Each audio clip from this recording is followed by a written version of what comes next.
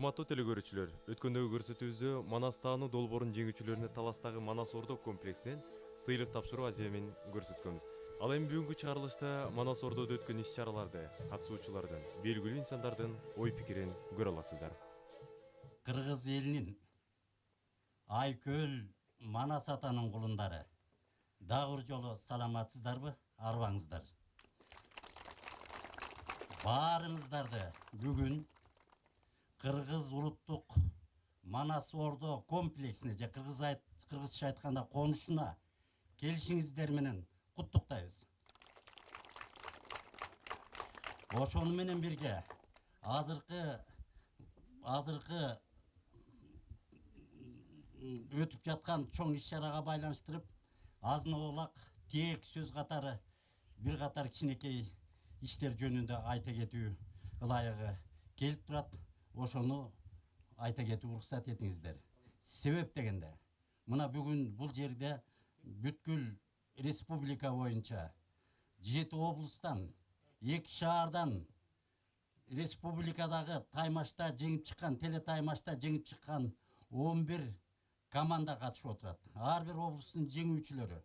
Ошол жеңип чыккан окуучуларды биз ошолор куттуктоо менен бирге бүгүн бир ушундай шыбага туш келип отурат. Кыргызстан боюнча көпчүлүктүү миллионго жакын окуучулар түшкөн окуучулардын өкүлдөрү катышып отурат. Демек ушул өкүлдөрү менен дагы биз ушул келечек, эртеңки келечектин ээси болгон окуучулар менен биргеликте Манас ата шернесин өтөлү деп чечтик. Мунун себеби бул жөнөкөй эле иш-чара эмес. Мына өткөндө баарыңыздын эсиңиздерде бар, ошол таймашта Кыргыз улуттук мамлекеттик идеологиясы боюнча сабак өткөнбүз. Силер менен мурда эле байланышыбыз айнан окуучулар. Анан бүгүн да ушул нерседе Манас атада мурдагы чоң окумуштуулар тапшырма алып кетип 36 китеп жазышкан. Демек, окуучулар угуп жатасыңарбы? Анда көңүл буртура. Биринчиси болчу Кыргыз элинин ошол улуттук мамлекеттик идеология түпкү мүдөө максаттар бул. Кыргыз элинин жана кыргызстандыктардын баардар жана бакубат жашашын камсыз кылуу. Мына ушуну жарыялаганбыз. Демек ушуга бул өткөндө Манастын тушуна да, Манастан кийин да жана мындан ары дагы келечектеги улуттун, кыргыз улуттун түпкү мүдөө максаттары болуп кала берет. Ушул максаттар боюнча сенин эмне оюң бар?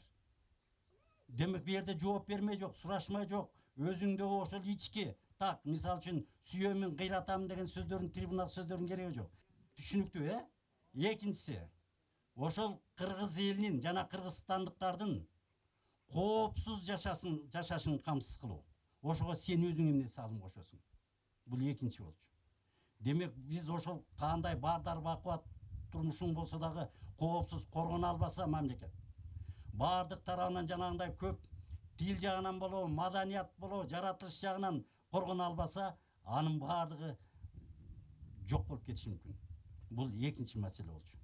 Бул нерсе, ушуга сен кандай салым кошо аласың? Үчүнчүсү, кыргыз элинин дөөлөттөрү, демек жанагы эң кичинекей эле айтканда жанагы Тактекеден баштап отуруп Манаска чейин бүт улуттун жүзүн ачып турган нерселер. Ушунун баардыгына сен кандай салым кошо аласың? Же болбосо ушунун баарын жогот өрүп, ар кайсы тетирсинче акча берген жактардын тактекесине айланып кетебизби? Маселе ушул жерде турат. Бул үчүнчүсү. Үстүрт кабардар болдуңарбы? Кабардар болдуңар. Тапшырма ушун менен мен берүү тапшырмамды бүттүм. Түшүнүңөрбү? Эми мен азыр дагы берден Коомдук Манас Академиясы Манас Ордо комплексинин бердеги ушуга байланыштуу анан кайра кайталап жүрбөш үчүн дагы кичинекей иш-чараларыбыз бар. Кыргыз улуттук Манас Ордо конушунун башкы директери Ормошбек Чоюнбаев сөздү улантат. Келиңиз берди. Саламатсыңарбы? Урматтуу окуучу балдар. Бул биз чакырып келтире албаган касиеттүү Манас Ордо турат. Баарыңыздарга Манас Ордонун атынан салам айтабыз. Мына байтан бери бир турагайыңар эң сонун мугалимдик тил менен жан дүйнөнү козгой турган Манас атабыз тууралуу бир аз эки айтып кетти. муну өзүңөр туура кабыл алып, туура түшүнгөн болушуңар керек. Өзгөчө мен эми кыскараак сүйлөгөнгө аракет кылайын. Мына кийинки убактарда ошо кыргыз телевидениесинен кетип аткан Манас таануу боюнча Телес Таймаштын ушу кыргыз элинде ооска алынып айтылып баштаган абдан жакшы ийгиликтерден болуп жатат да. Себеби мен деген ар бир жүрөгүндө Манасты кичине туя билген ар бир кыргыз мурда окубаган болсо дагы ушул Теле Таймаш сынагынан кийин Манас дүйнөсүнө бир түшүнүү менен карап, кызыгуу пайда болуп, окуучулар арасында өзгөчө бир чоң бир атаандашуу сезимдер ойгонуп атканы элибиз жакшы көрүп билип туруп атат да. Бүгүнкү ошо күбө болуп отурган Теле Таймашта жеңип чыккан ошо ар бир региондон келген окуучуларга эсте жүрсүн деп биздин Манас Ордонун өзүнүн бир значогу бар да. Ошол жерде тагынып кетсин деп ошону бир тартуу кылып койгонго өзүңөр уруксат этсеңер да.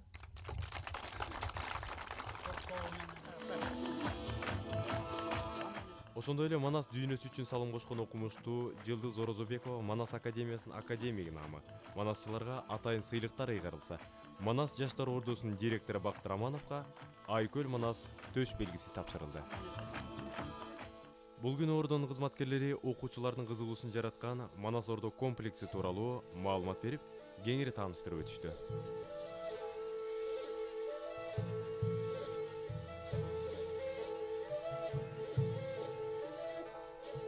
Артыңыздарга карасаңыздар, мына Манас Эметей Сейтек үчүлтүгүндөгү баатырлардын башкы туулгасын элестетип турган аркадан башталат.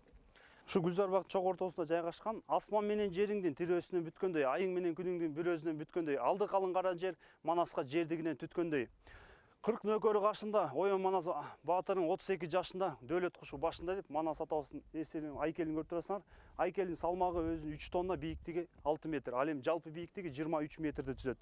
Мына сиздер азыр Манас эпос музейинин алдында турасыңар. Музей 2 кабаттан турат, жана айтып кетпедимби сиздерге. Азыр ичине кирип Манас эпос тууралуу ичинен баяндап берди эжекелерге.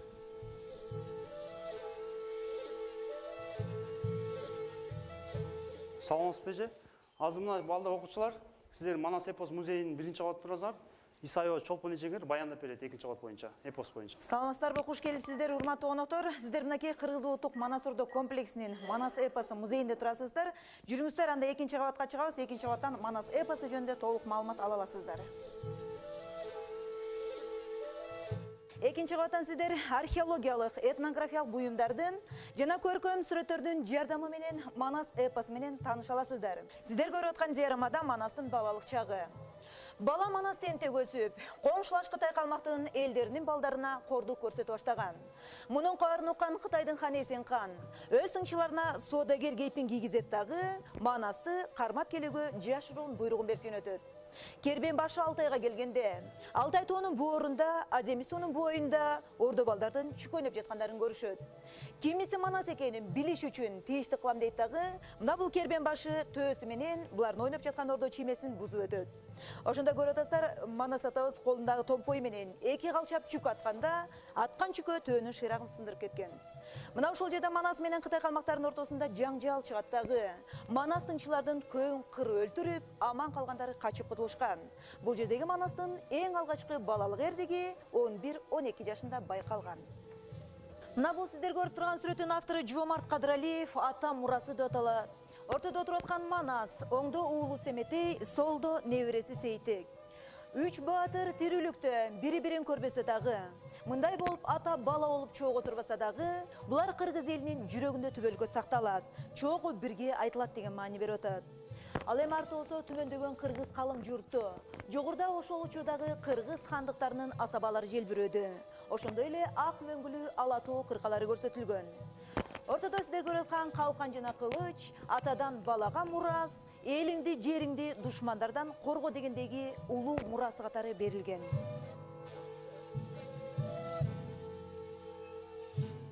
Тамашка жакшы эле даярдандык. Башында анча деле кызыгуум жок, бирок биринчи оюнда райондор аралык, район ичиндеги айылдар аралык таймашта утуп чыкканайынан ишенич пайда болуп, ошонун арты менен катуу даярдана баштадык. Бүгүн менин өмүрүмдө эң бактылуу күндөрдүн бири. Бул күндөр менин жүрөгүмдүн түпкүрүнөн орун алып эч эстен кетпейт. Ар качан болсом бул күн менен эсимен кетпейт. Бул күнү мен мындай сезимдерге дуушар болгон эмесмин. Бул сезим кайталангыс сезим, анткени кыргыз жергесиндеги аттын кашкасындай таанымал чоң-чоң алып манастар келип, манас таануучулар келип, жалпы республика боюнча ар бир облустан эң мыкты топтор келип, алар менен бирге болуш, кеп байгет эмес. Манастанын конушуна келип ушундай бир көргөндө эле өзгөчө сезим мен үчүнчү. Эң эле биринчиден мен бир сөз менен баштап кетким келет. Бул Чыңгыз Айтматовдун сөзү болуп эсептелет. Бул өзү манас бул башкалар үчүн жөн эле окуя. Алыста жаткан жомок сыяктуу. Канча айтсаң да, бул улуу санжыра али космостук түшүнүк. Ал ар бир урпак үчүн руханий кубат демекчи. Биз бул жигердүү катышкандыгыбыз үчүн гана намыстанган жокпуз, намыстандык, бирок анча деле ызаланган жокпуз. Себеби дегенде биз өзү манас деген манастын дүйнөсүнө киргенибизге абдан кубанычтабыз дагы. Алар ушунчалык биз сыймык менен айта алабыз да, биз манасты окуп жатабыз депчи. Анан ошол ызаланган жокпуз, бирок намыстандык. Биз ошо орус тилдүү мектеп болгонубузга карабастан өз намысыбызды коргогон деп эсептейбиз. Кандай болбосок да кыргызбыз, ошо манасты билиш керекпиз. Ала тоону сүйүп, ошо манаска күйүш керекпиз да. Биз Ордо Улуу Ош шаарынан Манас атам жер деген, сайышкан жоо жеңбеген айтылуу талас жергесине манас оюну боюнча келип олтурабыз. Албетте биз ушунча жол басып келгенден кийин ал жактагылар да кызыккандар көп. Бизге кайрылып, кандай суроолор болот, кандай деги эле кандай жүрөт оюндун шарты деп сурашып, бизге кайрылып турушат жана бизден үлгү алганы каалашат. Биз сүйгөн долбоор манас таануу.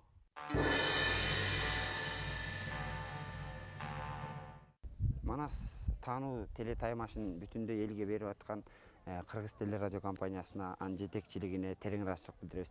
Анан эң башкы нерсе, жана жоорун сайса ким сайда аты калды манаска дегендей бар го. Бул иштин баарын жүргүзүп аткан ушул Балдар ФМ студиясына, келечек студиясына, ушул Кундуз Аманова башында турган чыгармачыл топко, мына өзүң баш болгон чыгармачыл топко терең ыраазычылык билдиребиз. Биз манасчы катары мындай самалыкка сүйүнөбүз жана ар дайым колубуздан келишинче колдоо көрсөтөбүз. Манасчылар кай жерде болбосун, бизге дагы мындайча айтканда кандай десек, жүзүбүз жарык дейт го.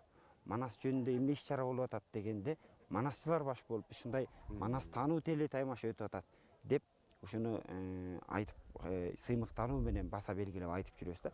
Мындан арда жакшы ойлоруңуздарды айттыңыздар, жакшы биргелешип иштейбиз деп атабыз.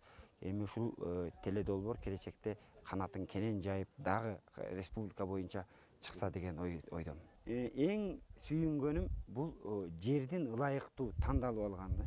Ошол 11 команда финалга чыгып, жеңүүчү аталып, анан ошол 11 команданын баарын ошол акча каражаты канча чыгым болсо да ошого карабай, эң негизги максат ушул манас деп күйгөн келечектеги биздин ушул жаштарыбыз, келечекти түзө турган жаштарыбыз, манас деп манаска кызмат кылчу балдарды ушул Манас Ордону көргөзүп койгонубуз, бул жана миң уккандан бир көргөн дегендей эң жакшы жөрөлгө ушул нерсе болду да. Силердин бул проектиңер чын менен эле чоң баягы таасир берип аткан жаштар үчүн долбоорлордун бири деп эсептейм да. Анан мына бүгүнкү иш чараңар дагы жакшы болду. Ушул быйылкы окуу жылынын аягындагы эң акыркы бир жыйынтыктоочу иш чара болуп, бүгүн ошол жеңүүчүлөргө сыйлыктарды тапшырып, бул деген муну көргөн жаштар кийинкиге мындан дагы жакшы даярданат деп ойлойм. Мына силер ушу манас таануу көрсөтүүсү менен ушу балдарга тарбия туура жолго салуу ишин милдетин аткарып атасыңар деп түшүнөм да. Анткени мына биз эл катары, улут катары өзүбүздү өзүбүз кадырлап, барктап сыйлаш үчүн биз өткөндөгү тарыхыбызды, анан руханий дөөлөттөрүбүздү абдан жакшы билишибиз керек, түшүнүшүбүз керек. Ошонун философиясын ажырата билиш керек. Ал биздеги эң негизги башкы дөөлөтүбүз бул манас эпосу. Манасты тилекке каршы Манас деп мактанабыз, э? А Манас эпосунун окуясын билбеген кыргыз өтө эле көп. Мен атыгүл орто эсеп менен болжолдоп туруп 200-300 миң кыргызга бир кыргыз билген туура келет болуш керек деп айтып жүрөм. Андан да аз болуп кетиши мүмкүн. Мына силер Манас таануу аркылуу ушул кемчиликти жоюунун жолунда баратасыңар. Мына команда болуп, тиги мектеп, бул мектеп болуп күч сынашып атпайбы? Күч сынашып атканда ушул Манасты билүү, Манаска кызыгуу, анан ошонун баркын сезүү көрүнүп турат ушу балдардын аракетин. Мыкты даярданып келгендери болуп жүрөт, анан кичине чийкирээк болгондору болуп жүрөт. Ошо чийкирээк дегенде деле Кудайга шүгүр мен ыраазы болом да. Манас эпосунун оюна, максатына, философиясына, анан андагы каармандардын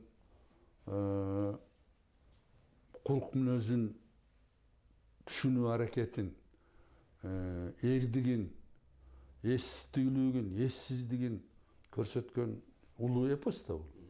Адамдардын адамга кылган мамилеси, достук мамиле, мекенге болгон мамиле, анан жанагы тулпарларына болгон мамиле. Мына ушу толгон токой. Анан жанагы кийген зооттору, жоокерчилик кийимдер, куралдар. Мына ушуларда көп маани бар.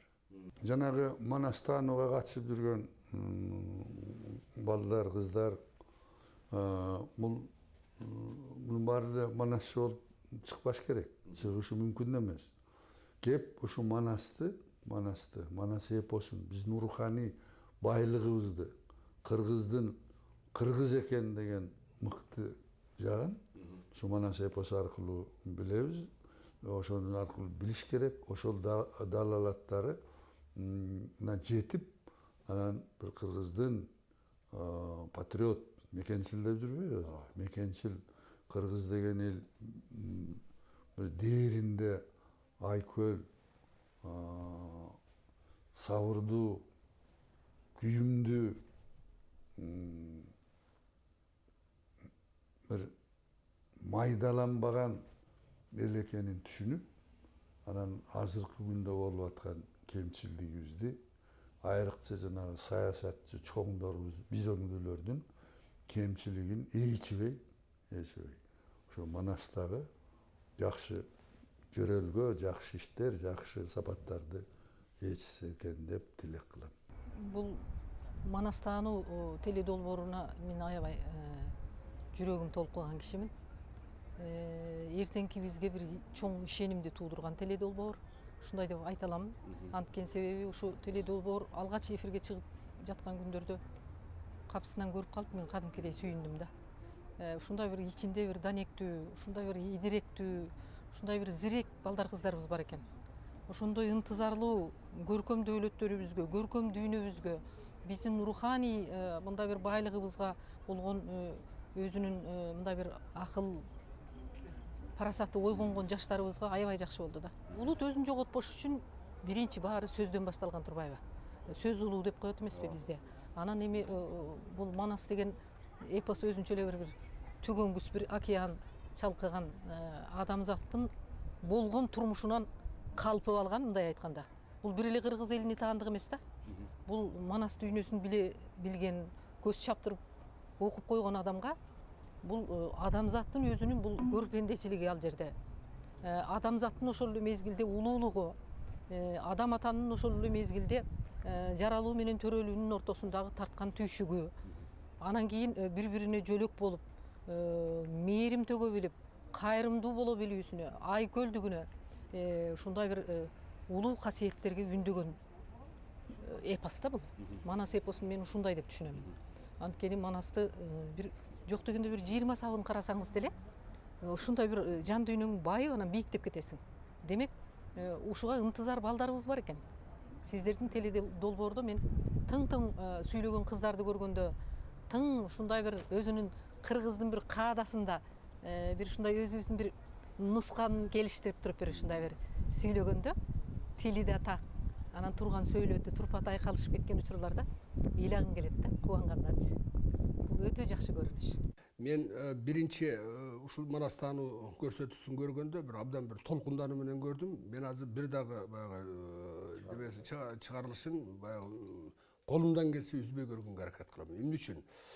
Себеби бул мен чыгармачылык адам катары, же болбосо чыгармачылыкка бая берген адам катары эмес, жөн гана тек көрүүчү катары. Себеби бүгүнкү күндө биз алапайыбызды таппай, идеологияны каяктан издээрибизди билбей, руханий дүйнөбүз бир ачарчылыкка учурап турган кезде бул передачанын пайда болушу өтө баалуу деп эсептейм.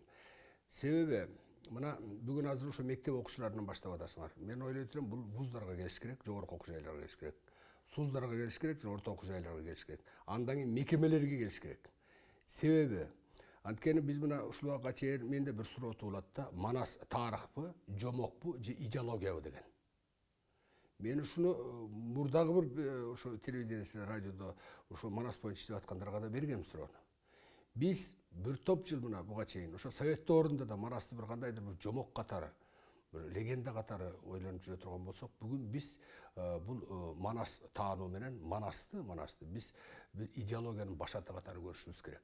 Ошондо биз улут катары өзүбүз таанып, улут катары бир өзүбүздүн мамлекеттүүлүгүбүзгө бир идеология катары келет деп ишенем. Ошондуктан бул өтө мен үчүн бир өтө бир жакшы бир мындай бир жөнөлгө деп эсептейм. Муну өрчүтүш керек, аябай өрчүтүш керек. Бул бир жагы. Экинчи жагы, мен мына ушул мектеп окуучуларынан көрүп аны абдан таң калдым. Ушу мен деле өзүм Манасты баарында окуп чыктым деп ойлойм, бирок мен билбеген нерселерди окушуптур балдар. Ушул даярдыгы, ошол мен өткөндө мына жанагы финалга жакындап баратпайбы? Ат башы Нарын областынан келген команда менен бул жерде ушу шаардын орус мектебинде окуган балдардын командасынын беттешүүлөрү.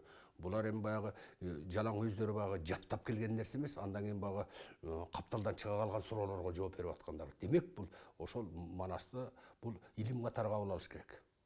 Мына ошол маанайда абдан бир сонун бир бул уюштурулуп аткан нерсе жакшы бир бизге келечек муунга бир өтө пайдалуу нерсени алып келет деп мен абдан ишенем.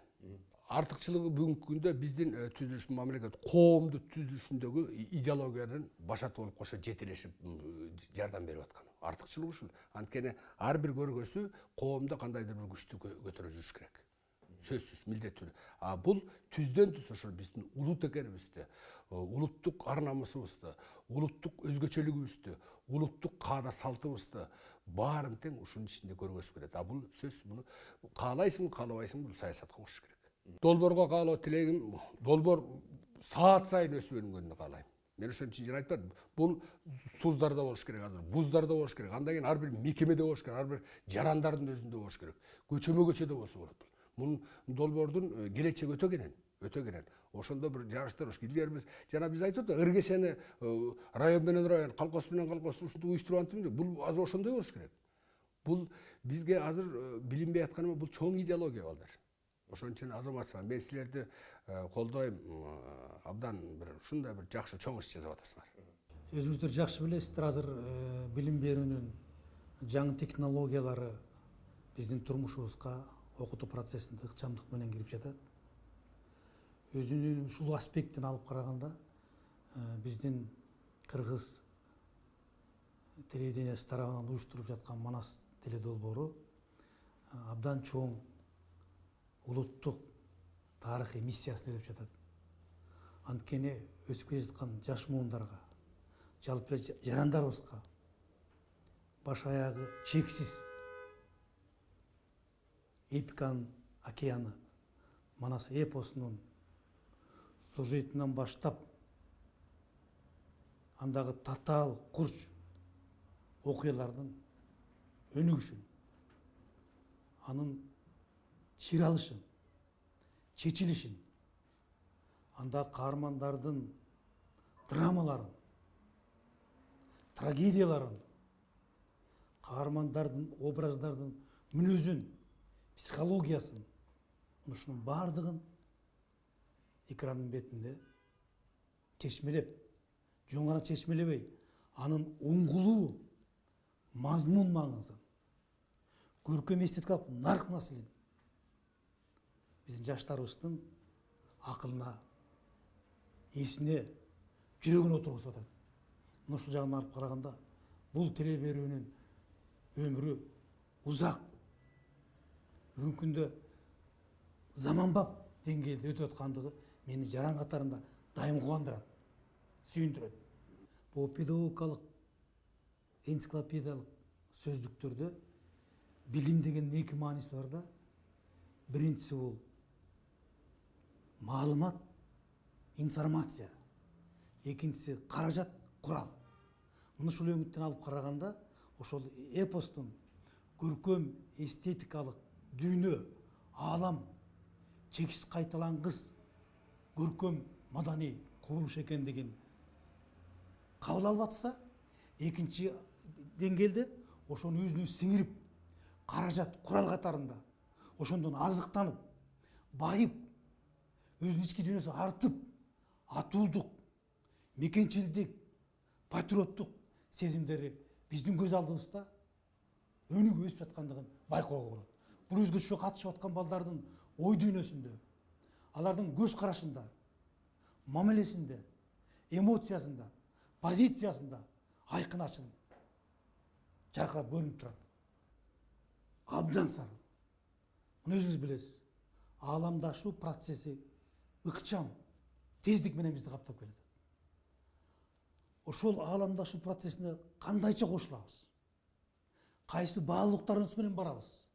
Кайсы маданий дөөлөттөрүбүздү каршы кое алабыз? Кантип биз улуттук баалуулуктар менен бүткүл адамзаттык баалуулуктарды шайкеш келтирип, жарандарды өстүрө алабыз, тарбиялай алабыз деген улуу миссия алдыбызда турат. Мына ушул өңүттөн алып караганда, Манастануу теле борборунун насихаты чексиз. Ал ушунчалык заманбап, биз көксөгөн, биз самаган өзүнүн милдетин өтүп жатат. Ар бирибиз толкундантат.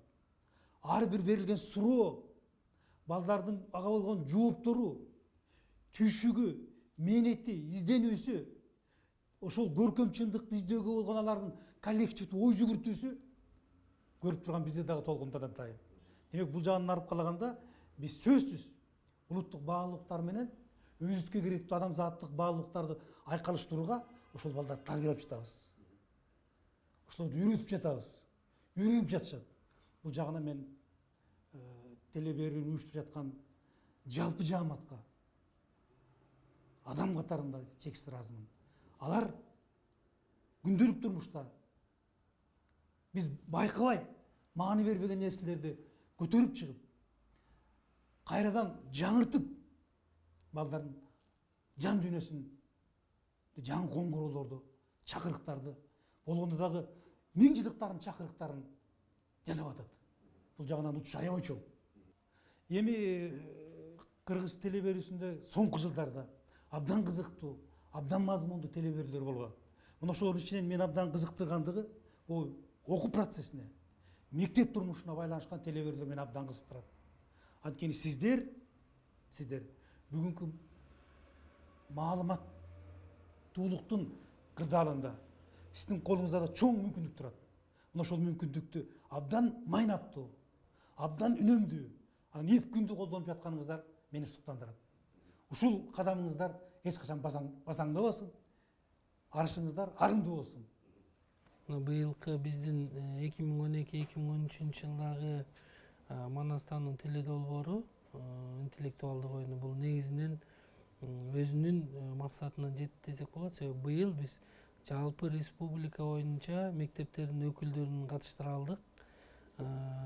Буга албетте бир эле уюмдун күчү жетмек эмес. Мына бул жерде коомдук телерадио корпорация, Келечек студиясы, Билим берүү министрлиги, анан демөөрчүлүк кыламына республикалык Манас жаштар ордосу баары биригип, бир жакадан баш бир жеңден кол чыгарып дегендей ушундай бир чоң максатка жетип отурабыз.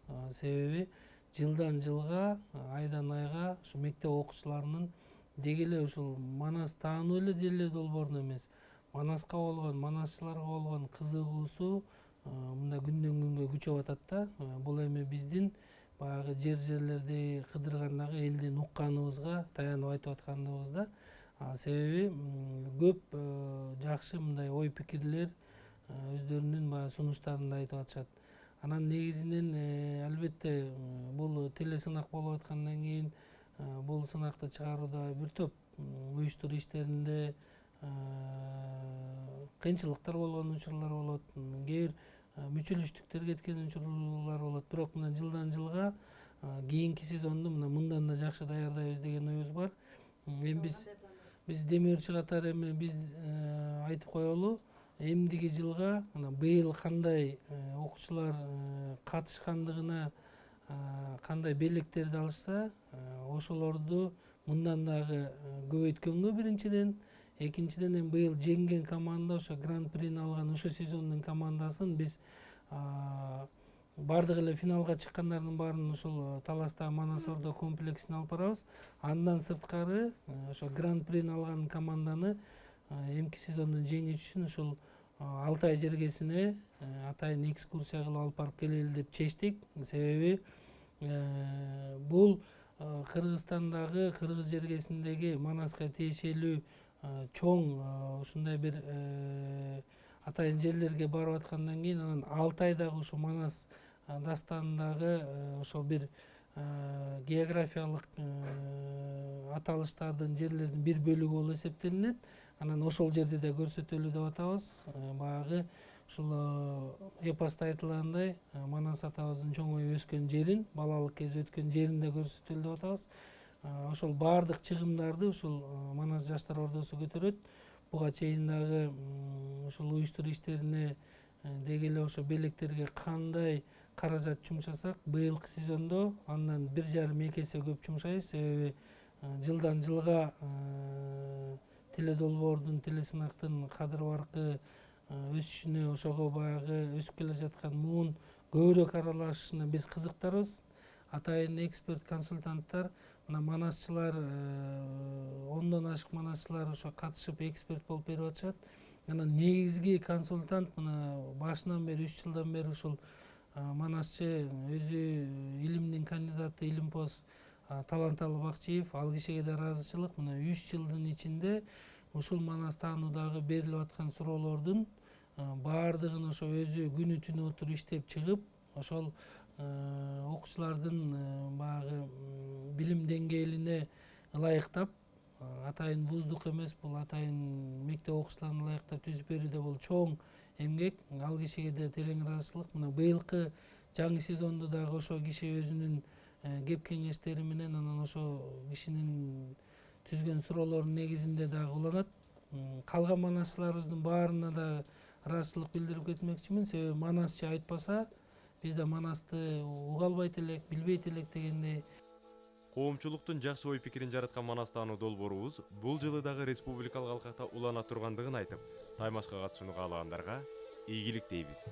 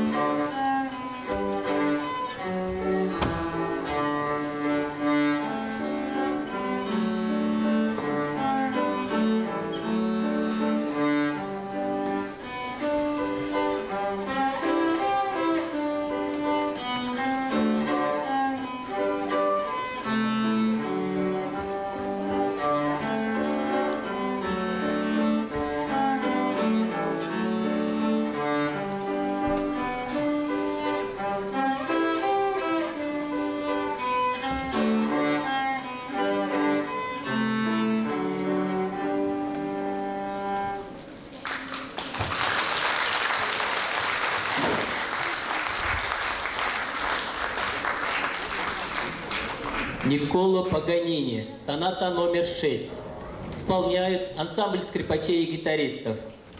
Педагоги, отличники культуры Кыргызской Республики Полянская Марина Александровна и Ахматова Нургуль Дербелёновна.